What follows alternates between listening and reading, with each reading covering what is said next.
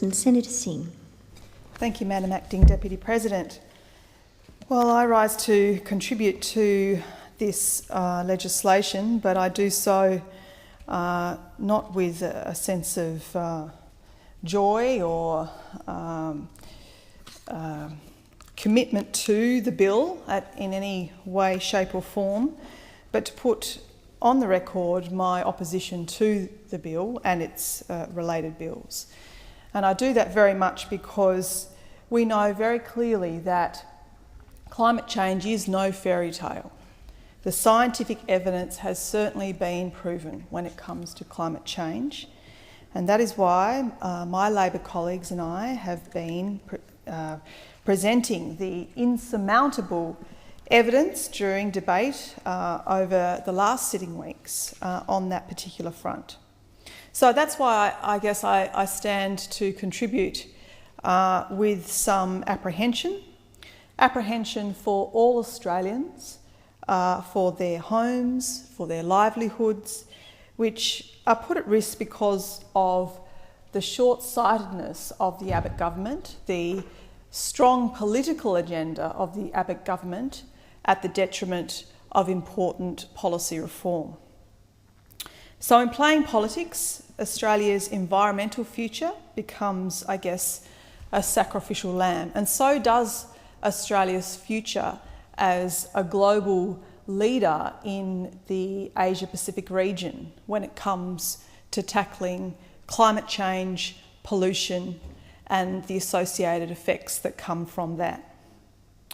But the sacrifice that this government has undergone is obvious, with the very words of the Prime Minister, who in a speech to young Liberals on the 30th of January in 2010 stated, even if dire predictions are right and average temperatures around the globe rise by 4 degrees over the century, it's still not the great moral challenge of our time. Well, I still believe that it certainly is. 4 degrees rise would change Australia unrecognisably, with the Murray-Darling Basin beyond salvation. Eastern Australia will have 40% more droughts, and there will be a fall in irrigated agriculture by 90% in the nation's food bowl. The number of very hot days, that is, days over 35 degrees that we have experienced this summer markedly, will increase dramatically, and the Great Barrier Reef and the billions of dollars of tourism that it relies on will be devastated. Labor's approach on climate change has been unified, bringing together industry, top scientists, the community. The Labor policy provided unprecedented support for renewable energy through the Renewable Energy Target, RET, and Clean Energy Finance Corporation and the Australian Renewable Energy Agency.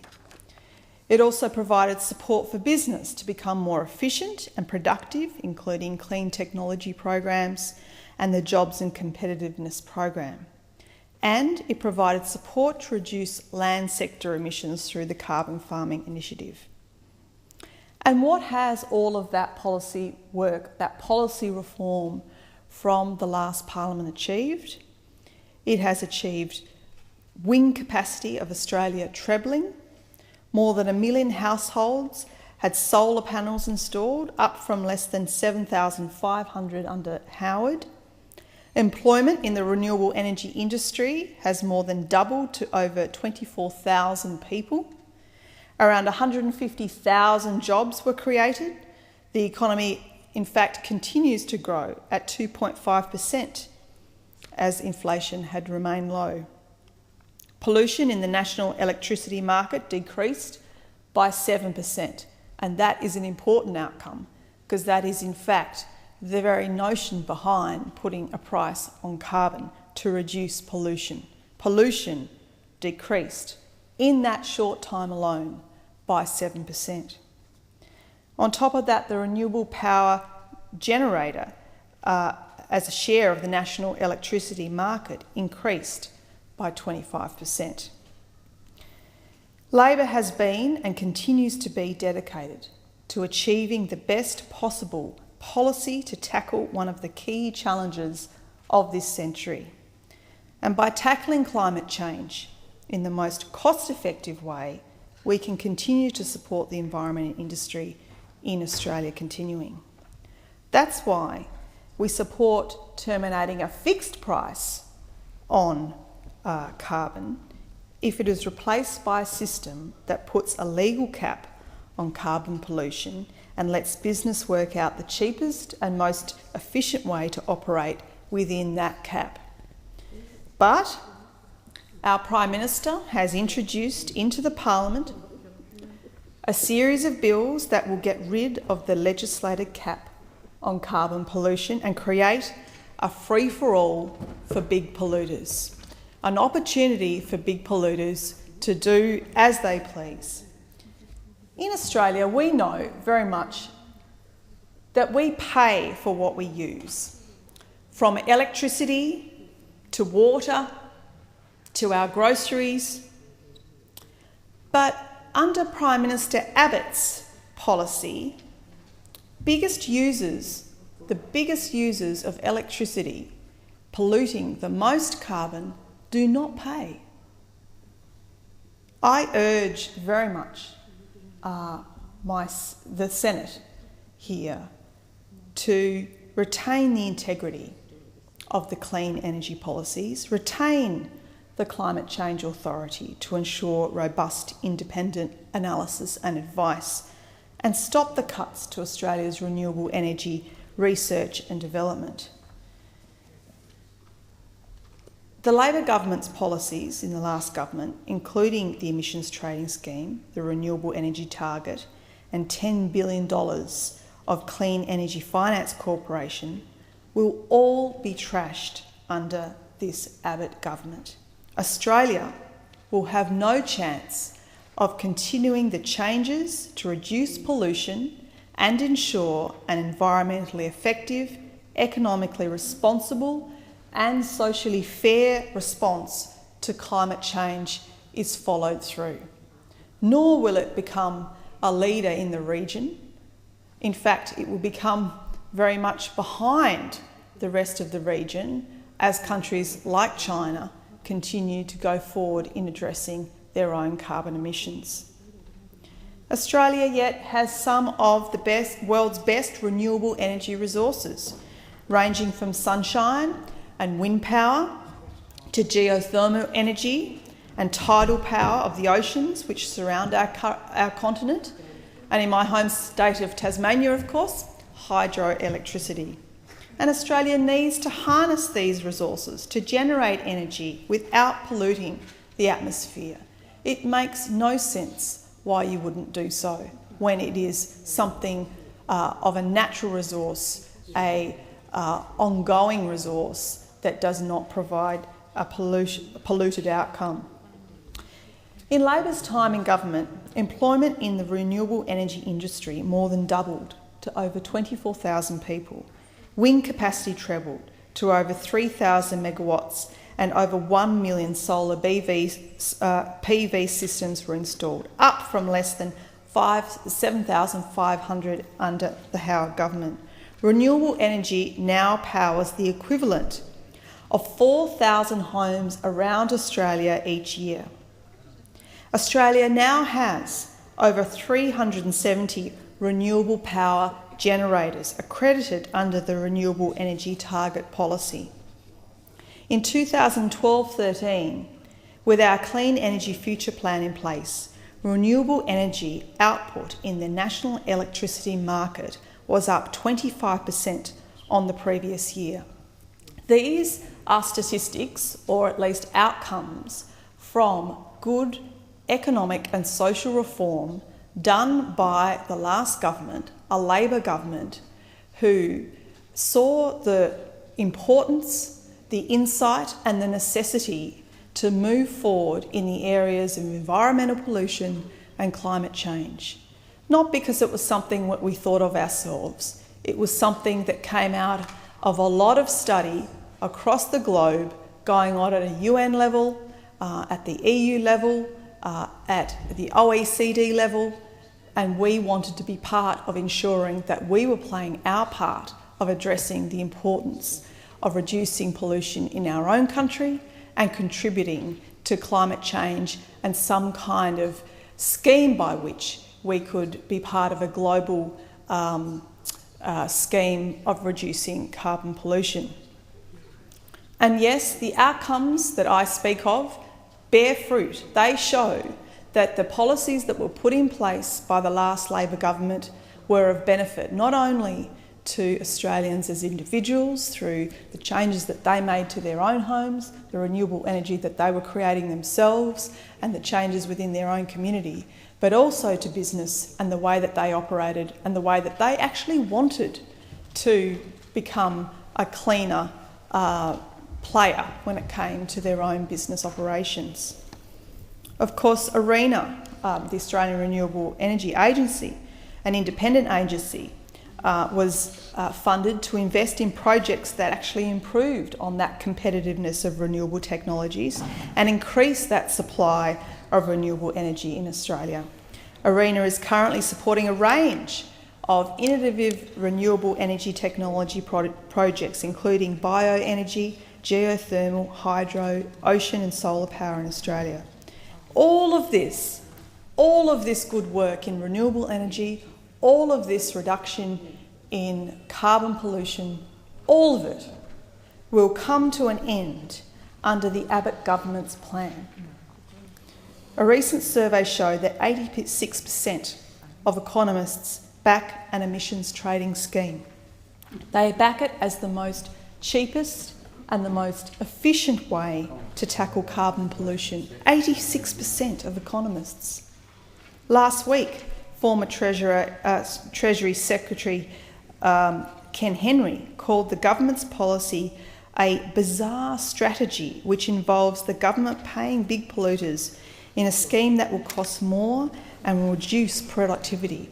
I mean, what kind of coalition government wants to reduce productivity?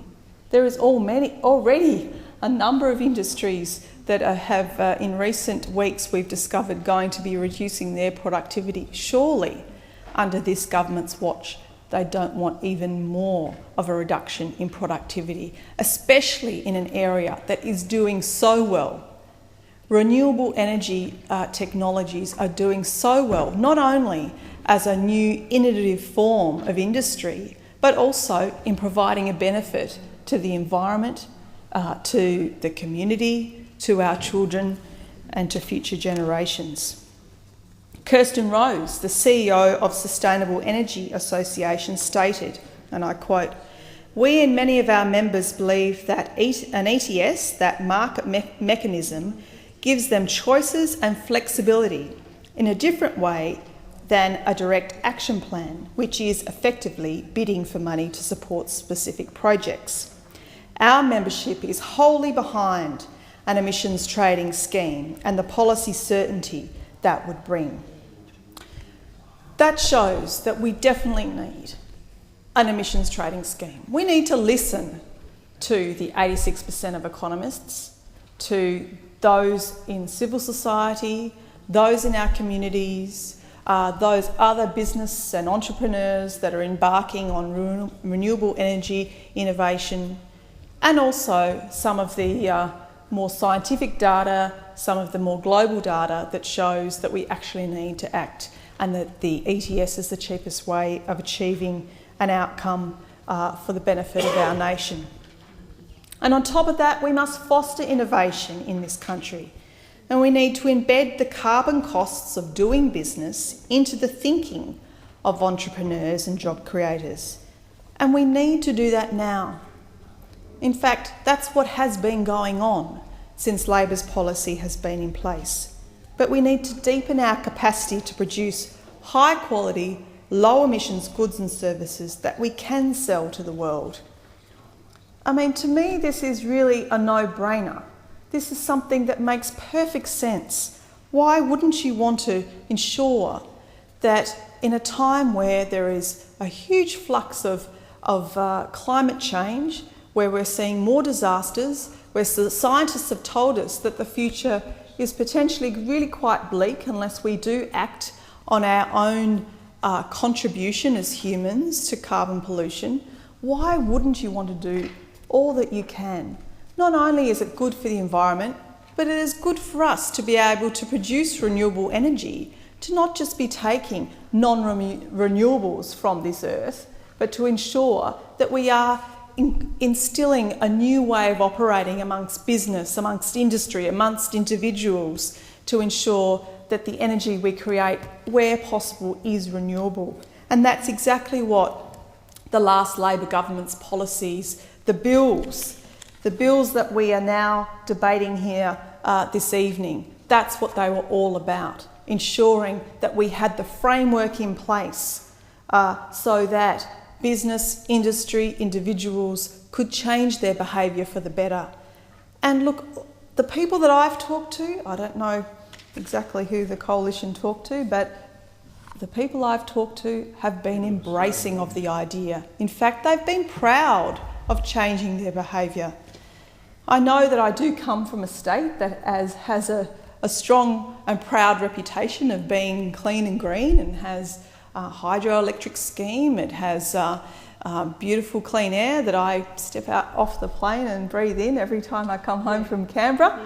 But I'm sure that Tasmania is not some anomaly here. I'm sure that the rest of Australia is of the same mind when it thinks about wanting to breathe clean air, drink clean water, ensure that it is not polluting, or is at least polluting as little as it possibly can, ensuring that it leaves this planet, this country, in a better state than perhaps our forefathers and mothers, ensuring that our children do have a strong future where, if the climate is going to be in flux, we are certainly trying to reduce our impact upon it as much as possible.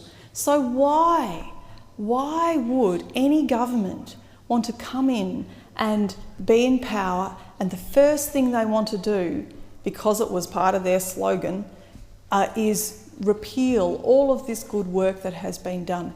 Now that they know, now that they are in government, now that they know all the detail of why the last government did what it did, the way in which it did what it did, the overwhelming research and evidence that was provided that showed that it was important, that this was the way that a government approached tackling climate change, that an emissions trading scheme, that is, was the most efficient and cost-effective way of introducing a price on carbon pollution, that changed the behaviour and the way in which some of the big polluters did pollute.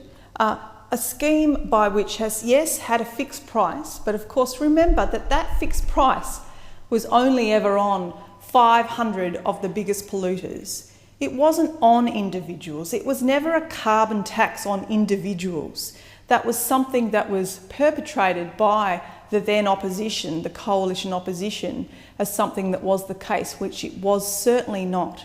It was designed to do exactly what it was set out to do, which was in taxing or putting a price on those biggest polluters, to give them the incentive, the encouragement and the support to change the way in which they had been operating. And a number of them did do that.